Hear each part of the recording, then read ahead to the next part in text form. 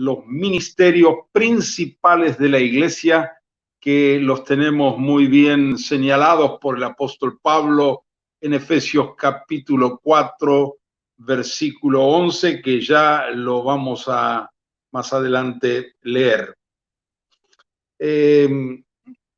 La palabra ministerios, ministerio, significa servicio. En el griego se dice diaconía, y la palabra ministerio ha venido en castellano, del latín.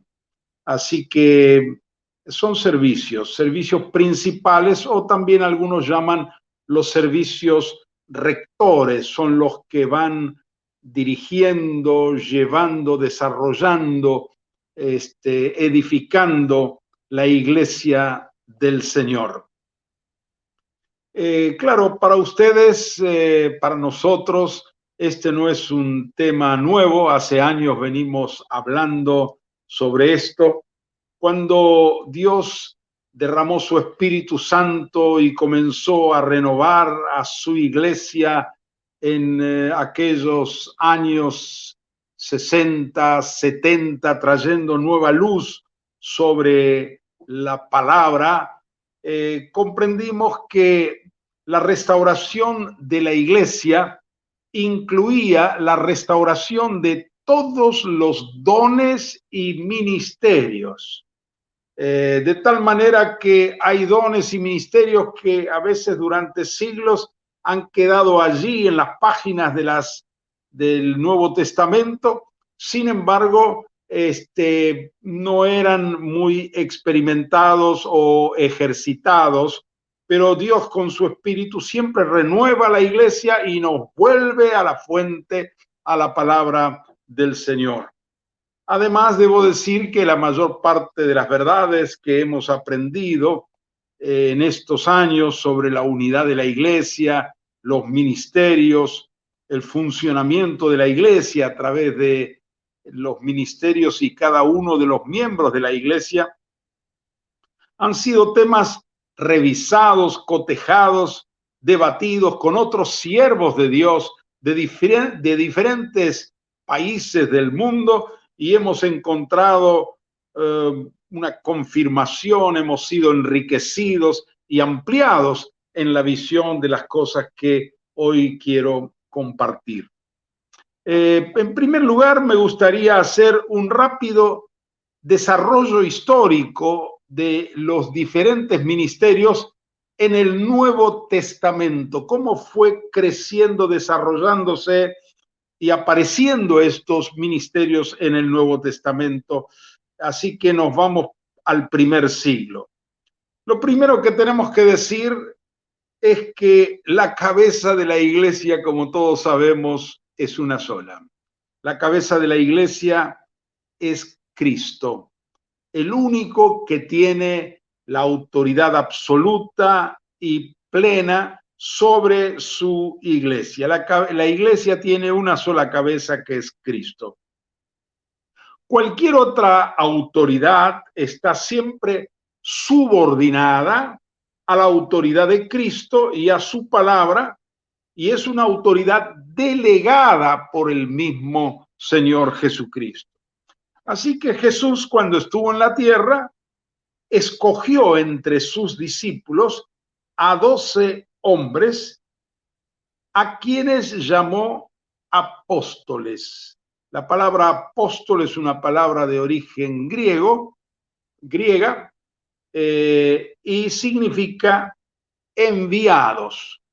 Y Jesús los tuvo con él, los entrenó, los discipuló, les enseñó, les corrigió, pero luego los envió, aún él estando con ellos, los envió a predicar, a sanar, a expulsar demonios, a bautizar, a enseñar, a perdonar pecados. También les instruyó que deberían excomulgar a los no arrepentidos de sus pecados, y les encargó la tarea de predicar el evangelio a toda criatura y hacer discípulos a todas las naciones.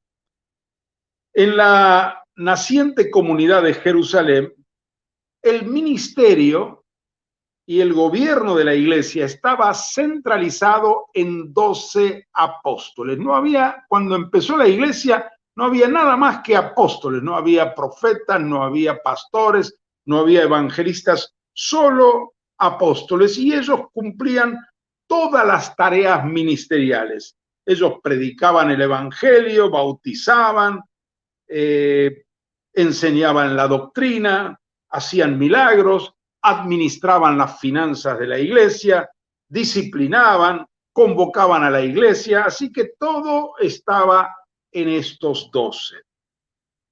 Después de algunos años, ante el crecimiento de la iglesia, cuando llegamos a Hechos capítulo 6, que dice que el número de los discípulos aumentaba, se multiplicaba, entonces los apóstoles vieron la necesidad de establecer un nuevo nivel de ministerios y pidieron a los hermanos que escogieran a 7 hombres probos, conocidos de buen testimonio, llenos del Espíritu Santo y sabiduría, y así se estableció en la iglesia de Jerusalén un segundo nivel de ministerios que serían los diáconos.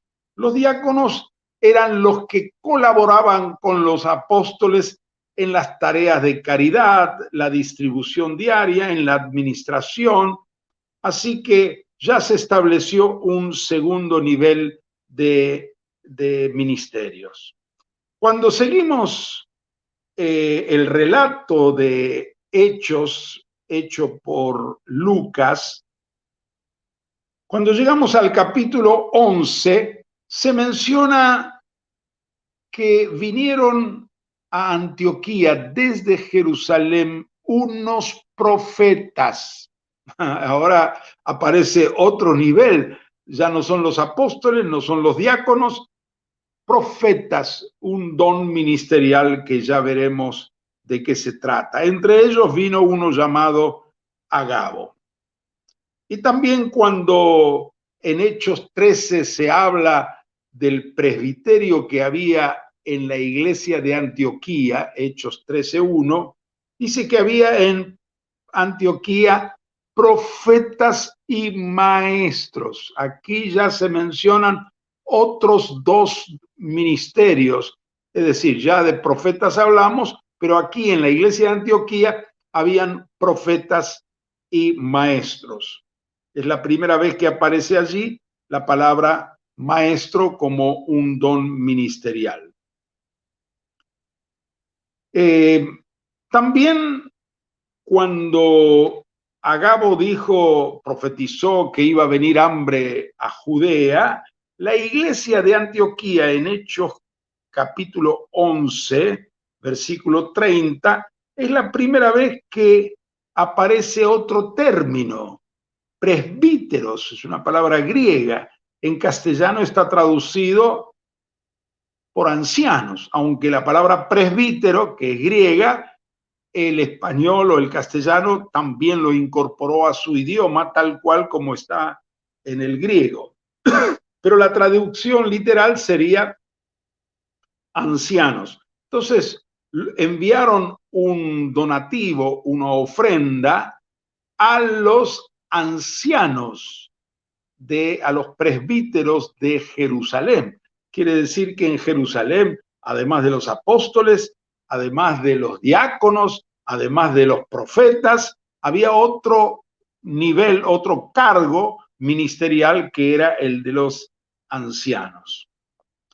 A partir de Hechos capítulo 14, vemos que surgen otros apóstoles como Pablo y Bernabé, y que al fundar nuevas comunidades, nuevas iglesias en las diferentes ciudades, ellos iban, evangelizaban y bautizaban, hacían discípulos, formaban obreros, y allí ellos tenían la autoridad sobre las diferentes ciudades donde ellos mismos habían sido instrumentos de Dios para edificar. Y luego en Hechos 14 el versículo 24, dice que Pablo y Bernabé volvieron por estas iglesias estableciendo ancianos, en forma plural, presbíteros en cada iglesia. Al principio la iglesia nace, va creciendo, pero llega un momento que hay que reconocer a los principales entre ellos como presbíteros. ¿Para qué? Para que pastoreen, apacienten la grey del Señor en esas otras ciudades. Así que vemos así cómo van apareciendo diferentes dones ministeriales y cargos. Entonces tenemos así el desarrollo de estos ministerios en la iglesia del Nuevo Testamento. Muy bien. Ahora vamos a nuestro pasaje principal, que sí vamos a leer.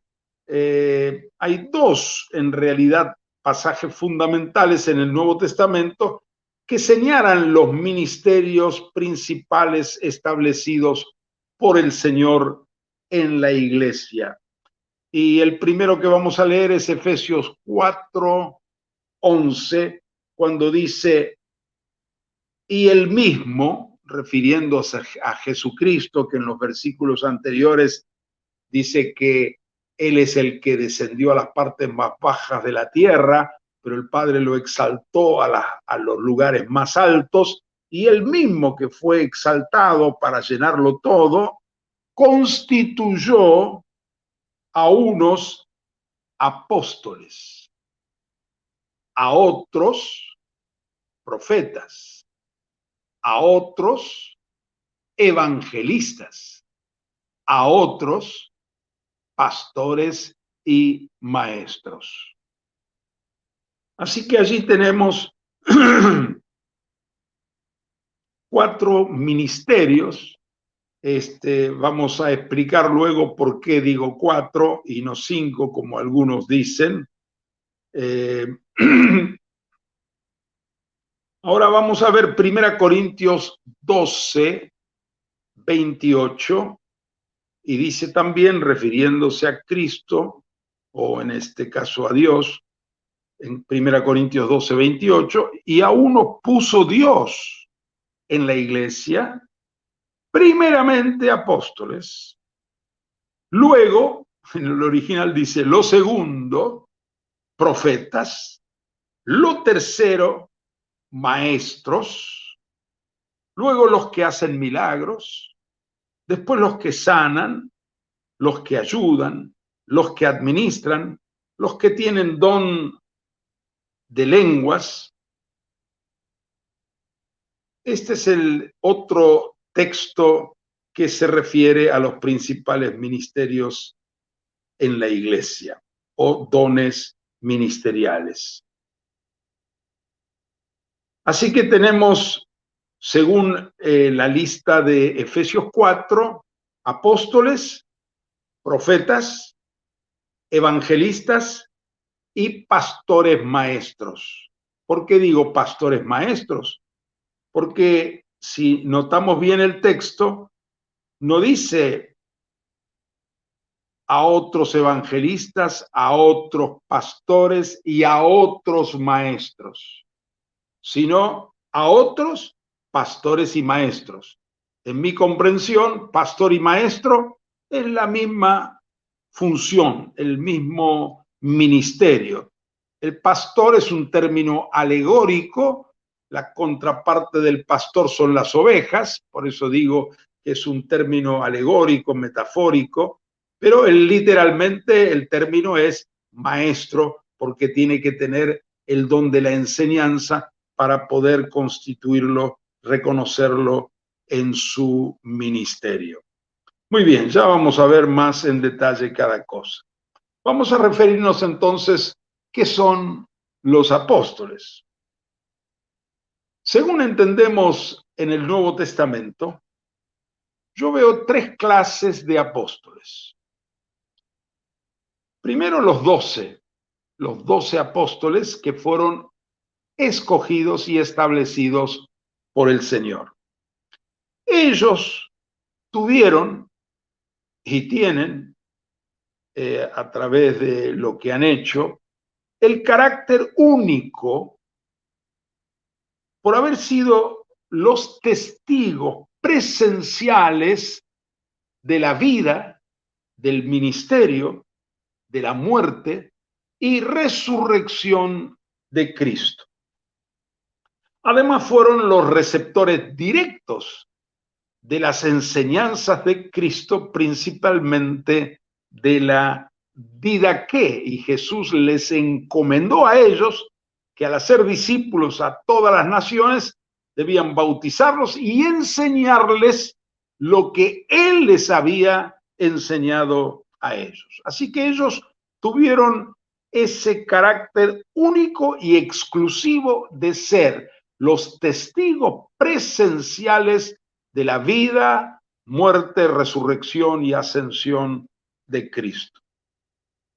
Luego, la segunda clase de apóstoles en el Nuevo Testamento son los apóstoles del primer siglo. El Señor, como ya mencionamos, después del derramamiento del Espíritu Santo y después de que la iglesia se estableció en Jerusalén y creció y se expandió a otras regiones, el Señor levantó a otros apóstoles y profetas como Pablo, Bernabé y otros, quienes junto con los 12 recibieron por el Espíritu Santo la revelación del misterio de Cristo y de su iglesia. Como Cristo le había dicho a los 12, yo me voy, les conviene que me vaya, va a venir el Consolador, el Espíritu Santo, el Espíritu de verdad. Él les va a completar, Él les va a enseñar todas las cosas. Hay cosas que ahora no lo pueden recibir, pero cuando venga el Espíritu, con esa revelación interior, el Espíritu les va a revelar, va a tomar de lo mío y les va a dar a conocer a ustedes. Esa revelación del Espíritu Santo no quedó limitado a los 12, sino también a hombres como Pablo, Bernabé, Silas y otros que fueron surgiendo en el primer siglo, y ellos, junto con los 12 más estos nuevos apóstoles y profetas, tuvieron la función pionera, exclusiva e irrepetible de establecer el fundamento doctrinal de la iglesia para todos los siglos. Pablo dice en Efesios 2:20 que la iglesia está edificada sobre el fundamento de los apóstoles y profetas, es decir, sobre el fundamento establecido por los apóstoles y profetas. Y uno de los apóstoles que más revelación recibió sobre el misterio de Cristo y de la iglesia, del propósito eterno de Dios, fue el apóstol Pablo. Por eso tenemos las epístolas después de los evangelios y después de Hechos de los Apóstoles, tenemos las epístolas donde está la revelación que Dios le dio sobre el querigma y la didaqué, que revelan todo lo que Dios quería revelar a su iglesia. Ellos establecieron el fundamento inamovible, inmutable de la iglesia para todos los siglos. Y Pablo dice claramente que nadie puede poner otro fundamento que el que está puesto, el cual es Jesucristo. Y si algunos, dice en Gálatas 1, Pablo, si alguno viene anunciando otro evangelio, sea anatema. No hay cómo cambiar lo que los apóstoles y profetas han establecido. Luego tenemos una tercera clase de apóstoles, que es el ministerio apostólico de carácter permanente. Según Efesios 4, 11 al 16, Cristo sigue dando a la iglesia apóstoles, profetas, evangelistas, pastores y maestros, hasta que se complete la edificación del cuerpo de Cristo, hasta que todos lleguemos a la unidad de la fe. De tal manera que hay apóstoles, porque apóstol significa enviado, hombres que ya veremos cuáles son sus características, pero estos apóstoles de carácter permanente a través de todos los siglos no tienen la facultad de establecer una nueva doctrina, una nueva revelación. Pueden tener revelación, sí, la tienen que tener, pero sobre las antiguas verdades establecidas en las Sagradas Escrituras. Nadie puede levantarse diciendo yo soy profeta, yo soy apóstol y querer establecer o enseñar una nueva doctrina, una nueva revelación. Muy bien, ¿en qué consiste entonces el ministerio apostólico en general? Bueno, ya hemos dicho que apóstol significa etimológicamente la palabra en griego enviado. Porque los apóstoles, la primera cosa que recibieron de Cristo fue que los envió a todo el mundo, a todas las naciones, a evangelizar, a bautizar, a ser discípulos, a enseñar todo lo que Él les había dado a ellos. Así que el apóstol como enviado al mundo es el hombre que está más cerca del corazón de Dios y arde con el mismo deseo de Dios de que el evangelio llegue a todo el mundo y a toda criatura. Y el apóstol también se caracteriza por acompañar su trabajo, su ministerio de evangelización con prodigios, señales y milagros. Su misión cuando va a otros lugares no es solamente predicar el evangelio, sino fundar iglesias. La evangelización en nuevas áreas genera el nacimiento de nuevas iglesias y es tarea del apóstol a esos nuevos convertidos bautizarlos, enseñarles, edificarles, capacitar a los santos, formar nuevos obreros, levantar presbíteros. Y Pablo señala que él ha sido el instrumento para levantar la iglesia en Corinto. Y la iglesia en Corinto, dice Pablo, es el sello de su apostolado entre ellos. No solamente fundar iglesias y dejarlas y olvidarse, no. Tiene que supervisar, los apóstoles supervisaban las iglesias con autoridad apostólica, intercedían siempre por ellas, velaban sobre la sana doctrina, seguían enseñándoles a través de sus epístolas o enviando delegados apostólicos y supervisaban así la tarea y el desarrollo de la iglesia que ellos habían iniciado. También los apóstoles y profetas son canales de revelación, así que Dios les daba a ellos el don de revelación, el Espíritu Santo les daba esa capacidad de entender y explicar el misterio de Cristo y de su iglesia y estar firmes en la didaqué.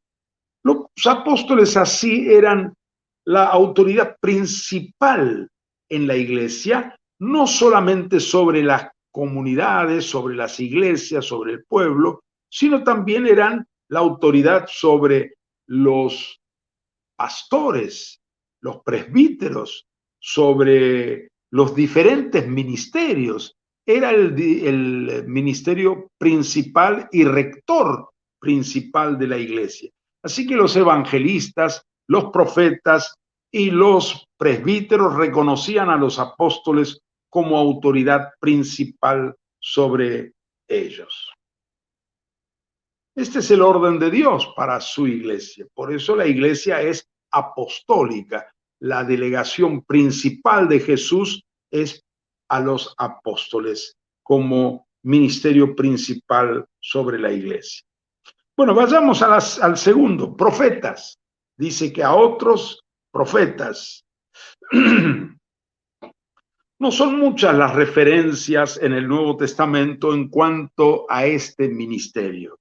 Muchos, cuando hablamos de profetas o hablan de profetas, se remiten mucho al Antiguo Testamento, pero una cosa es el Antiguo Testamento, donde no había un cuerpo eclesial, y otra cosa es el Nuevo Testamento, donde la iglesia aparece como cuerpo de Cristo. Así que tenemos que estudiar a los profetas del Nuevo Testamento.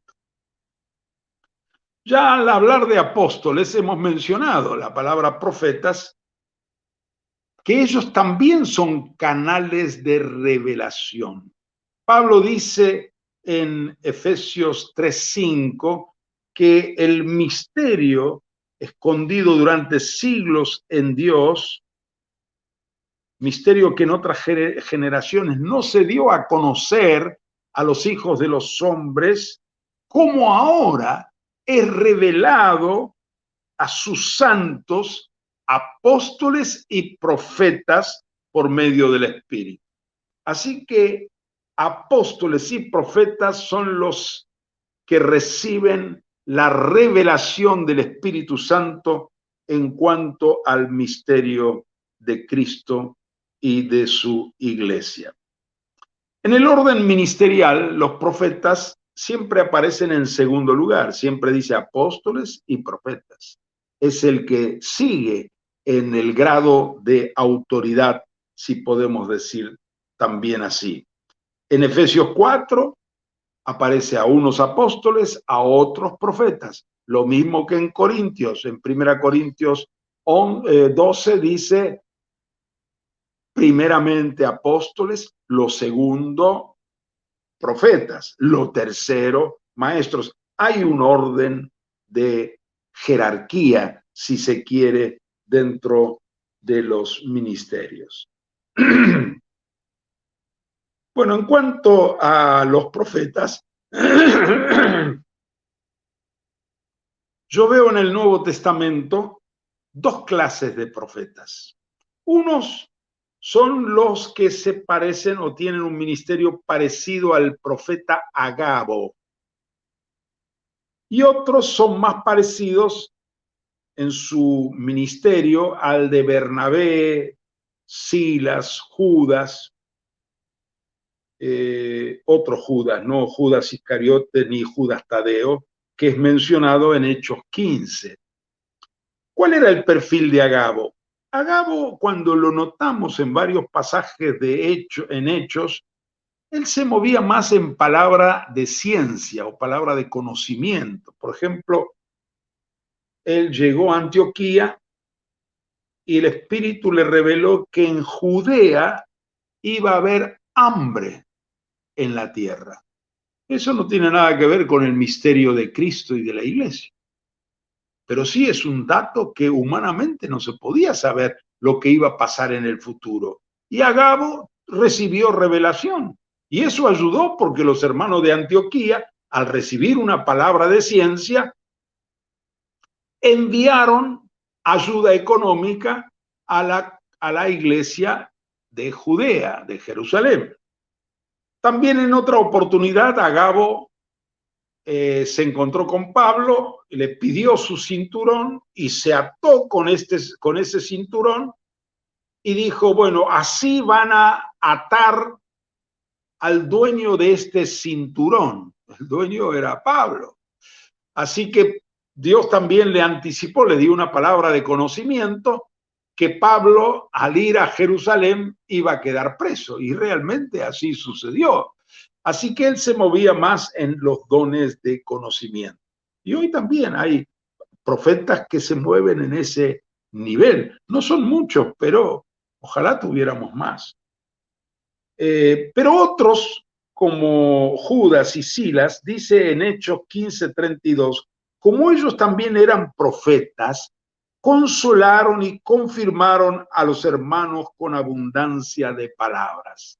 Así que estos tenían una palabra profética, pero no era sobre palabra de ciencia, sino era sobre la misma palabra de Dios que traía una consolación, una confirmación, edificaban a los hermanos con abundancia de palabra. Ese es el otro perfil de profetas.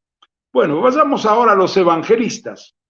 Este término, evangelista, aparece 3 veces en el Nuevo Testamento. Una en Efesios 4:11, como leímos hoy. La segunda vez aparece en Hechos 21:8, cuando dice, hablando de Felipe, al otro día saliendo Pablo y los que con él estaban, fuimos a Cesarea y entrando en casa de Felipe el evangelista, que era uno de los 7, posamos con él. Felipe en Jerusalén era un diácono, pero luego fue a Samaria y tuvo un avivamiento en la ciudad de Samaria, muchos milagros, conversiones, bautismos. Luego Felipe fue andando, yendo de un lado a otro. Así que luego de años, en el capítulo 21 recién se lo llama Felipe el Evangelista. También en 2 Timoteo, capítulo 4, versículo 5, es la tercera vez que aparece la palabra evangelista. Pablo le escribe a Timoteo, pero tú sé sobrio en todo, soporta las aflicciones, haz obra de evangelista, cumple tu ministerio. Así que es evidente que según las palabras de Pablo, cuando le dice, haz obra de evangelista, cumple tu ministerio, el ministerio de Timoteo era el de un evangelista. Pero no es un evangelista, Timoteo no era un evangelista como hoy en el mundo evangélico se denomina evangelista a algunos que van de aquí para allá haciendo campañas de evangelización. No. Si queremos saber qué es un evangelista en el Nuevo Testamento, tenemos que estudiar la vida de Felipe, tenemos que estudiar la vida de Timoteo, y ahí tenemos 2 ejemplos de lo que es un evangelista. ¿Qué eran los evangelistas? Lo primero que tenemos que decir, que los evangelistas eran colaboradores de los apóstoles.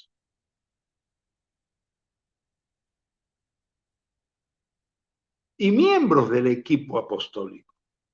Felipe era un colaborador de los apóstoles de Jerusalén, de Pedro y Juan. Cuando él fue a Samaria y hubo un avivamiento, enseguida vinieron Pedro y Juan y allí completaron el trabajo de Felipe. Así que Felipe trabajaba en el equipo de los apóstoles de Jerusalén. Y Timoteo era el colaborador de Pablo. Así que era un discípulo y luego un colaborador. No eran hombres independientes y no se la pasaban haciendo campañas de evangelización nada más. Sí evangelizaban, pero hacían muchas otras cosas. Eran los brazos de extensión del ministerio apostólico. Al extenderse la obra o para alcanzar nuevos lugares, los apóstoles enviaban a sus colaboradores.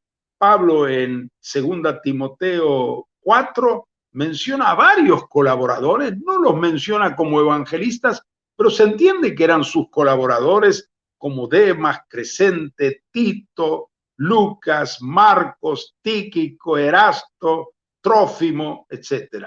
Es decir, él siempre andaba con discípulos que los iba entrenando en la misma obra y luego eran sus brazos de extensión, sus colaboradores. Así que, ¿qué hacía un evangelista? Exactamente lo mismo que un apóstol. Evangelizaba, bautizaba, hacía discípulos, enseñaba, velaba sobre las iglesias, transmitía, pero siempre bajo la autoridad de un apóstol. Así que eran los colaboradores o parte del equipo apostólico, porque parte de la responsabilidad del apóstol era evangelizar, porque algunos dicen, ¿y por qué entonces se le llama evangelista? Y porque la misión principal de un apóstol es evangelizar nuevas regiones. A eso ordenó el Señor. Y los colaboradores de los apóstoles también hacían ese trabajo. Por ejemplo, Pablo nunca había llegado a la ciudad de Colosas, pero un colaborador de él, Epafras, fue a ese lugar y allí evangelizó y allí nació la iglesia en Colosas y estaba bajo la supervisión o cobertura apostólica de Pablo. ¿Por qué? Porque Epafras, que fue y hizo el trabajo allí, estaba bajo la cobertura apostólica. La iglesia siempre tiene que tener, en última instancia, una cobertura apostólica.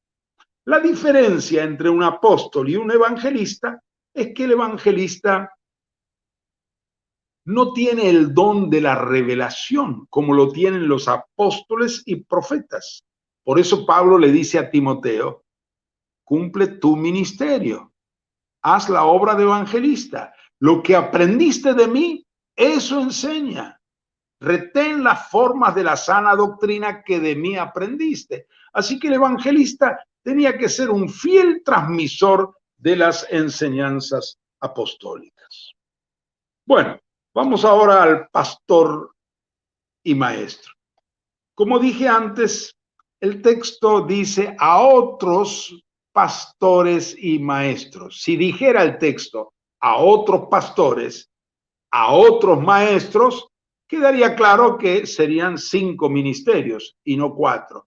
Pero dice a unos apóstoles, a otros profetas, a otros evangelistas y a otros pastores y maestros. Así que son 4 ministerios en mi comprensión.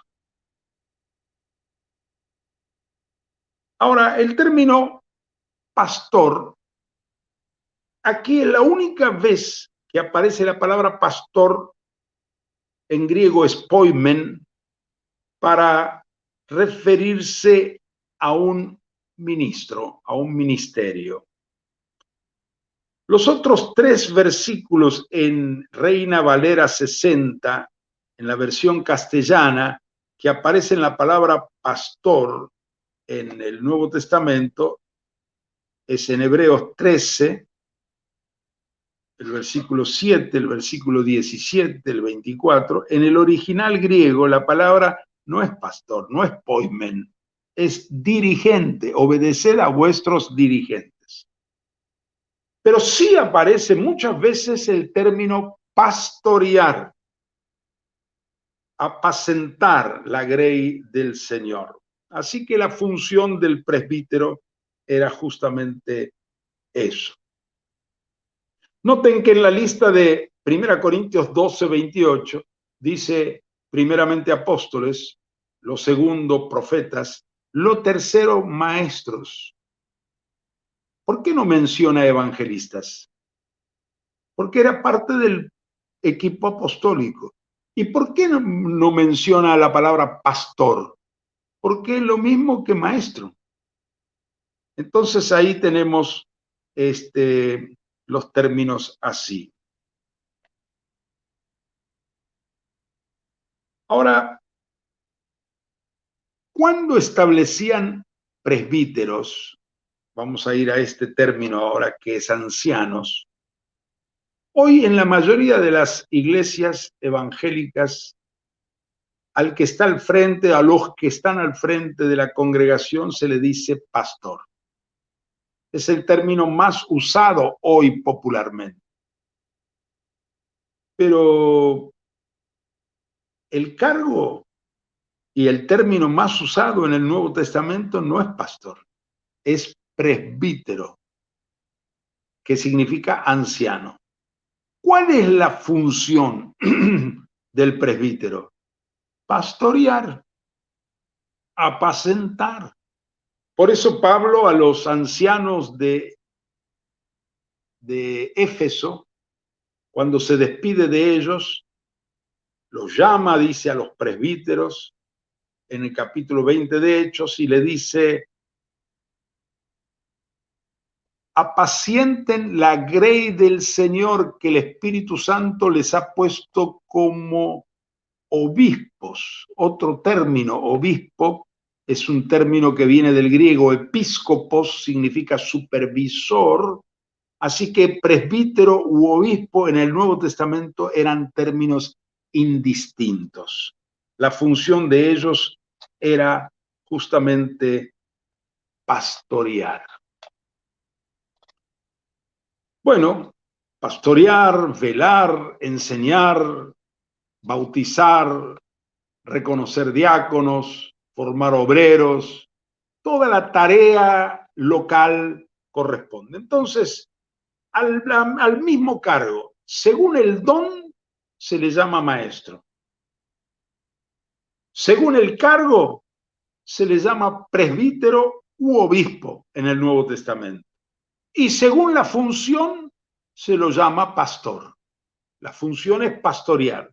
Así que maestro, presbítero, pastor es lo mismo según desde dónde se lo enfoca. Si lo enfocamos por el don ministerial, el don es de maestro. Y según el cargo es un presbítero. Y según la función es pastor. Muy bien, tengo que ir terminando. Tengo algunas cosas más para completar.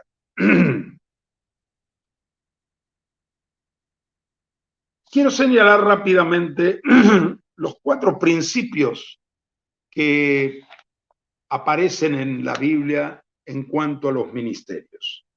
El primer principio es el principio de la pluralidad. No hay singularidad. El único singular en la iglesia es Jesucristo. Hay una sola cabeza que es Cristo. Luego Cristo estableció 12 apóstoles.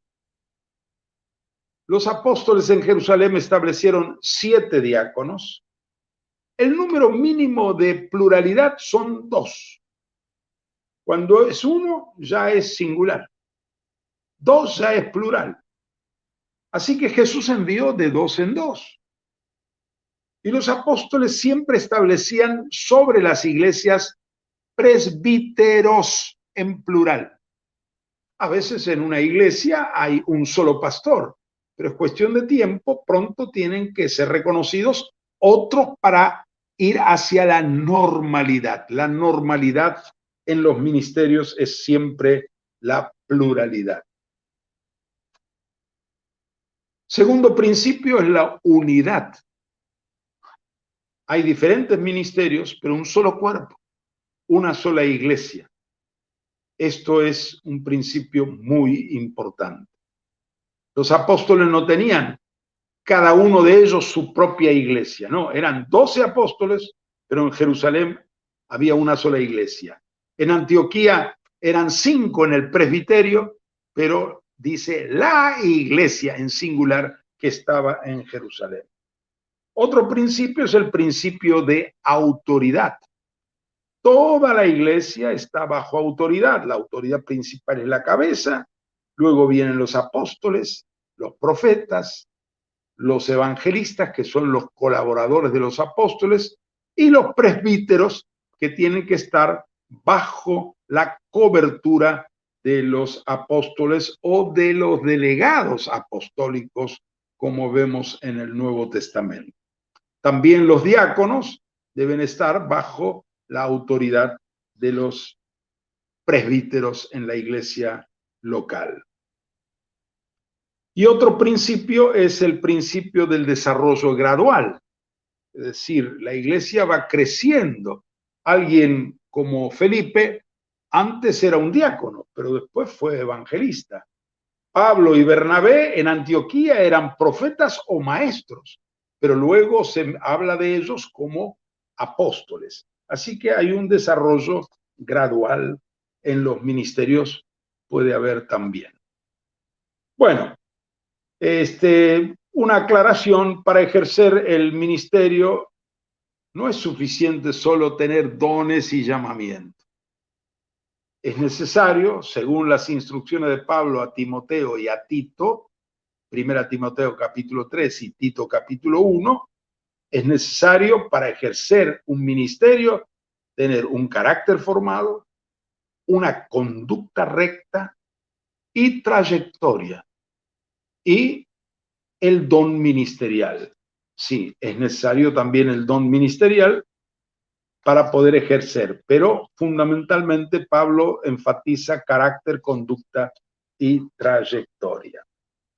Bueno, termino con el versículo 12, porque el 11 no se puede separar del versículo 12. Si me permiten extenderme al versículo 12, que dice, el 11 dice, y él mismo constituyó a unos apóstoles, a otros profetas, a otros evangelistas, a otros pastores y maestros. ¿Para qué? A fin de perfeccionar a los santos, para la obra del ministerio, para la edificación del cuerpo de Cristo. Esta es la función de los 4 ministerios: perfeccionar a los santos para la obra del ministerio.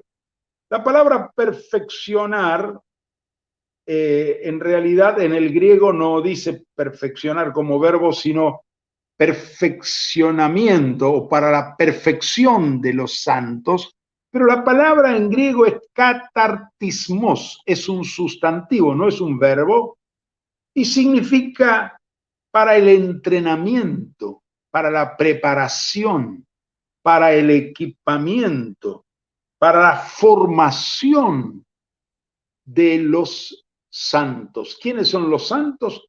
Todos los hermanos. Así que la función, como me gusta, como dice la Biblia de las Américas, cuando dice que Dios puso estos 4 ministerios a fin de capacitar a los santos para la obra del ministerio. De tal manera que capacitar, formar, entrenar, preparar, hacerlos aptos para el trabajo. Entonces, esta es la función principal de los apóstoles, profetas, evangelistas, pastores y maestros: es capacitar, entrenar, formar, edificar, equipar a los santos para la obra del ministerio, para la edificación del cuerpo de Cristo.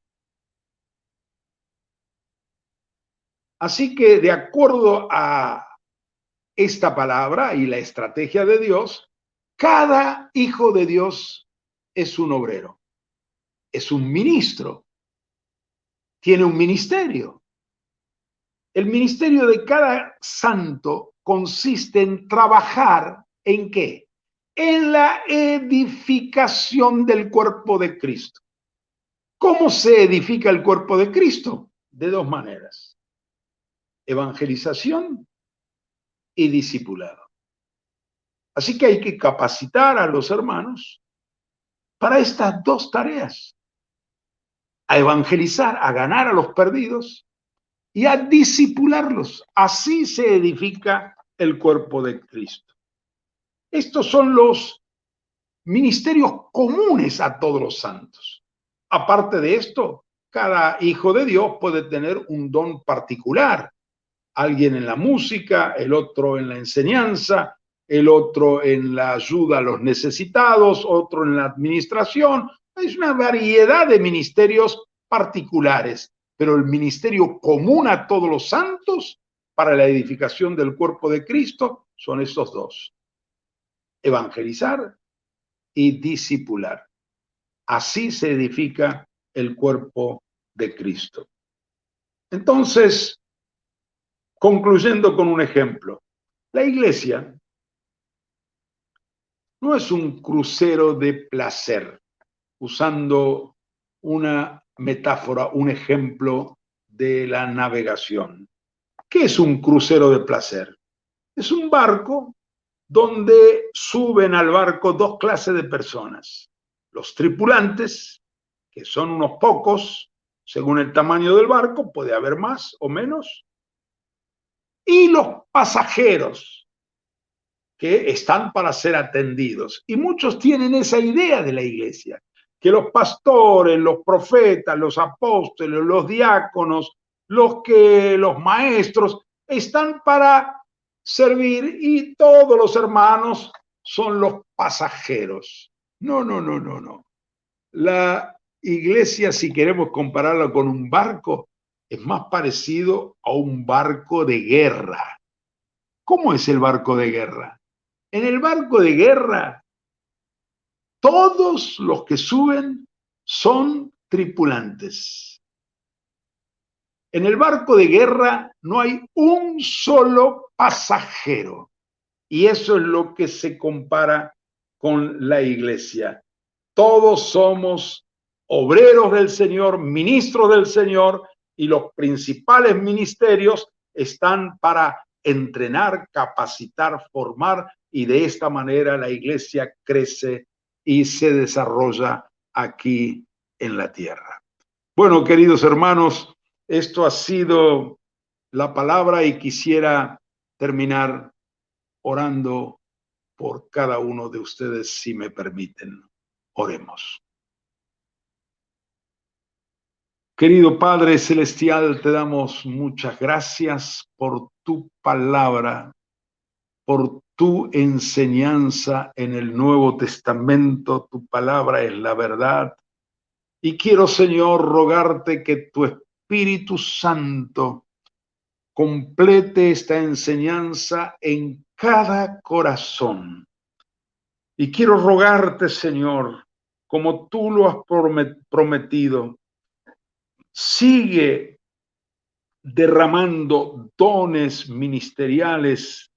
Gracias, Señor, por Javier, por Katy, por Segundo, por su esposa y por todos los servidores, diáconos, colaboradores, discipuladores y por cada hermano en la congregación de Murcia y en los diferentes lugares donde tú estás usando el ministerio de Javier y otros hermanos para desarrollar la obra. Señor, quiero rogar una nueva unción, una nueva bendición para que tú derrames nuevos dones y los dones que ya has dado crezcan más, se desarrollen más. Y da gracias, Señor, a los pastores para seguir edificando y capacitando a los santos para la obra del ministerio, y a cada hermano, Señor, una nueva unción especial para poder servirte con todo su corazón para que tu reino crezca y se extienda. Te lo ruego en el nombre de nuestro Señor Jesucristo. Amén y amén.